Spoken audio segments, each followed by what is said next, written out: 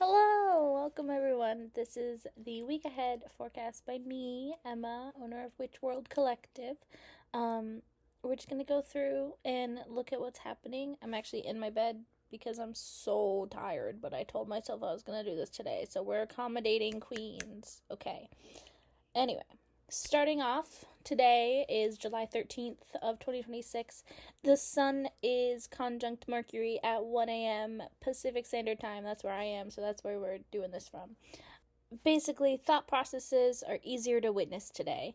You can use that to pin down specific projects that you've been working on, but keeping it loose and holding on too tight, because holding on too tight can lead to some passive aggression or sadness. Because if you really wanted to do something and it's just not gonna work out in the exact way that you envisioned it, for instance, I expected today that I could get up and I could go work on my computer at my desk, but it's now 11 o'clock and I still hadn't done this, and I was like, damn girl, something's up. So instead of saying I need to go work at the desk, I need to go work somewhere else, I'm like, I'm just gonna bring my computer to the bed and this will be the vibe.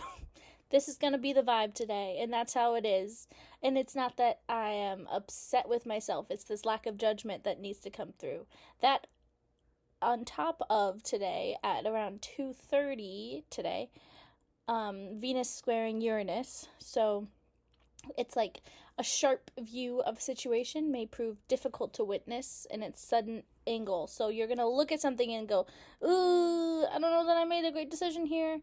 But really, it's just a new perspective. It's not gonna be, um, it's not that you're on the wrong track. It's not that you're on the wrong track. It's that you're just looking at your thought from a different angle. It is in Virgo, so it can get a little anxious, a little analysis heavy, but that's not something to worry about. This is a moment. Venus moves super quick, so it's not going to happen for that long. It's probably just going to last the day. And if you're feeling that way, definitely take a second and just like hone into yourself. You don't need to make any sort of decision. You can just exist, and that's okay too. Coming into tomorrow on Tuesday, July 14th at around 9 a.m. Pacific Standard Time, 9:43 to be exact. There's a new moon in Cancer. It's the start of a new cycle. I love this one. It's happening at 21 degrees of Cancer. If you're using Sabian symbols, that'd be 22. It's all about manifestation, dreams, and patience. So for the next 2.25 year cycle, check in and see if you're still waiting for a boat to arrive. So the Sabian symbol 22 is all about this woman looking off and like waiting at a dock and like believing wholeheartedly that the boat is going to show up. And like you have no evidence, you can't see it over the horizon, but you're like, I know that guy's coming. I can see him. But in not a literal sense, you know. So in the next 2.25 years, what are you waiting for? What are you manifesting? What are you trying to be patient for? And it gives you, because this is a new moon, it's easy to give you a couple dates that you can check in on. So when April comes and there's a first quarter moon in Cancer at 21, 22, 23 degrees, then you can say, am I still waiting for that boat? Am I still, or has that boat come? What did I do with that? Did I stop waiting for the boat? Did I lose hope in the boat? Did I not think my husband was returning from war? If it hasn't, then check in and see if maybe it's your patience or maybe it wasn't the time. But by January of 2028, when we have that full moon of in Cancer at around 21, 19, 22 degrees, somewhere in those, that is when you will know whether or not the boat came, whether or not it was time. And also, it's just a good benchmark if you do want to start something new and you do want to believe in yourself this starting on Tuesday and just choosing to believe in yourself.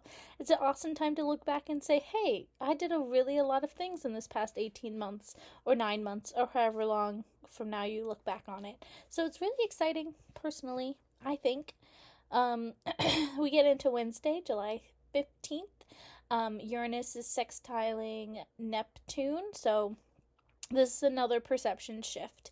Lightning strikes through your perceptions. What ideas need tweaking that you don't realize? You're about to find out when this sextile cuts through all the noise of Gemini and aligns the molecules towards enlightenment and success. So basically, Uranus I think of as the goddess of lightning, while Neptune is fog. So as the lightning cuts through, there's a clear space where you can like see what's going on between the molecules of the fog. And so this will last for a couple weeks. Uranus moves quite slow, so does Neptune, the generational planets. It's happening in Gemini, so there's an influx of new information. So it's almost like, I don't know, I can kind of picture like glasses being wiped clean from fog, and like eventually the fog will set back in, but you have some time to like take note of your surroundings. There's going to be like an easy path forward. We're going to move into Saturday. Uranus then trines Pluto.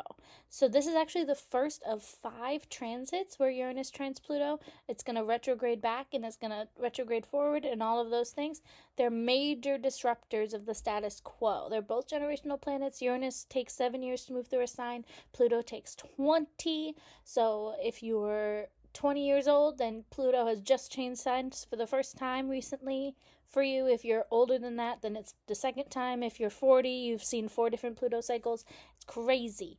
So yeah, they're major disruptors of the status quo, and it's going to shake up the world in their own way. We can already see that in the political environment. Things are already starting to feel this conjunction with certain people not being part of the earth anymore, and that's what's happening. And it does feel good, to be honest, that you can see things moving.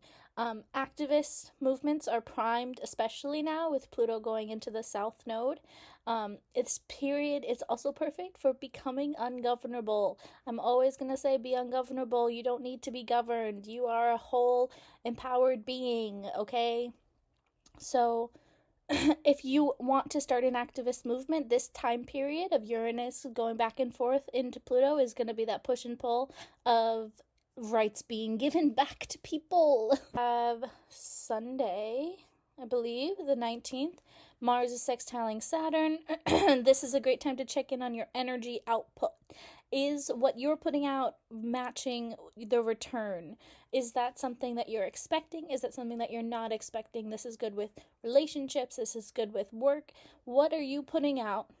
And is that output actually giving equal input? Yes, it takes a while. Yes, it takes some time, but tune into it. Mars wants you to run, but Saturn is asking you, why are you running? Why are you running? Are you diversifying too much? Are you moving in too many different places? Because this is happening in Gemini. So is your energy being split, or are you choosing to focus on one thing, and is that useful? Where can you hone that energy actually? Yeah, so that's the week ahead, including today. Sorry I'm late. But yeah, it should be really interesting. And again, on the note that becoming ungovernable, this Uranus trine Pluto thing is going to happen. And yeah, Pluto out of bounds to the south is just going to be really exciting, I think. And it's happening, and we can see the world shaking and falling apart, and it's amazing, and I love it, and I'm excited, and those are all my words today. Thanks. Bye.